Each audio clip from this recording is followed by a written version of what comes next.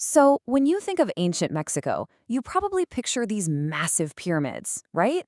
Like the ones at Teotihuacán, the Pyramid of the Sun, the Pyramid of the Moon. They're iconic. But what if I told you the craziest secret of that entire city wasn't on the surface at all? Yeah, our story zooms in on this other pyramid, the Temple of the Feathered Serpent. Now, it might not be as famous, but archaeologists had this hunch for years that something incredible was sealed up deep inside. The big mystery was, what could it possibly be? And I mean, just let that sink in. For 1,800 years, that's almost 2 millennia, this secret just sat there in the dark.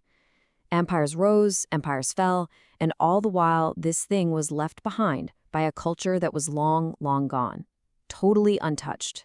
So, after years of just unbelievably hard work, we're talking tunneling hundreds of feet down, digging through tons of rock and dirt, they finally got in. They broke through into a chamber that hadn't been opened since the 3rd century. And what they saw, well, it was just unbelievable. They found rivers of liquid mercury. No, I'm not kidding. Shimmering, poisonous, liquid mercury. And a ton of it. This wasn't some natural deposit. It was deliberately put there, creating this whole underground system, a man-made underworld flowing with liquid metal. How wild is that? And that's the big question, isn't it? The one that's been driving scientists crazy. See, mercury is super hard and really dangerous to make. So, why? Why would you go through all that effort and risk? Well, we've got 3 main theories, and honestly, each one is more incredible than the last. Okay, so let's dive into theory number 1. This is the one most experts lean towards. The idea is that the people of Teotihuacán weren't just making a burial chamber. Nope, they were building a miniature universe, a physical map of everything they believed in. This gets us to a really cool concept called sacred geography. Basically, it's the idea that you can literally build your myths and beliefs right into the world around you. You turn a building or a landscape into a story. And let me tell you, the folks at Teotihuacán, they were absolute masters at this. So here's how the whole thing fits together. The liquid mercury, that was meant to be the sacred rivers or the primordial waters of creation. And the walls, they were covered in pyrite, fool's gold, to look like a glittering, starry sky. They even had little carved mounds that acted as mountains. You see, they were building a complete miniature version of their sacred underworld. But wait, there's another way to look at this. What if it wasn't just a symbolic map? Theory number 2 is all about the experience. It suggests the mercury had a really powerful purpose for rituals.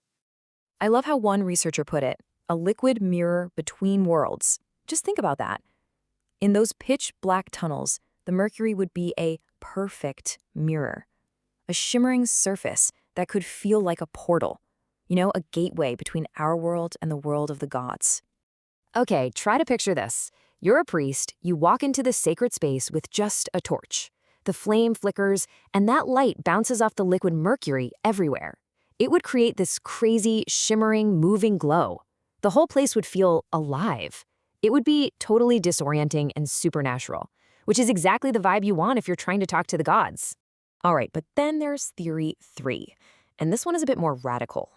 What if the reason for all this mercury wasn't just about religion or symbolism? What if it was about technology? Evidence that these ancient people knew way more about science than we give them credit for. Here's the thing you gotta understand. You don't just find liquid mercury lying around. Making it is a super complex process. You have to find this specific red rock, cinnabar, heat it up like crazy, somehow capture the poisonous gas that comes off it, and then cool that gas down until it turns into a liquid. I mean, that's advanced chemistry. It shows an incredible level of technical skill for that time period. And get this, it wasn't just the mercury. They also found huge amounts of mica, which is a great insulator, and these weird, perfectly round metal balls.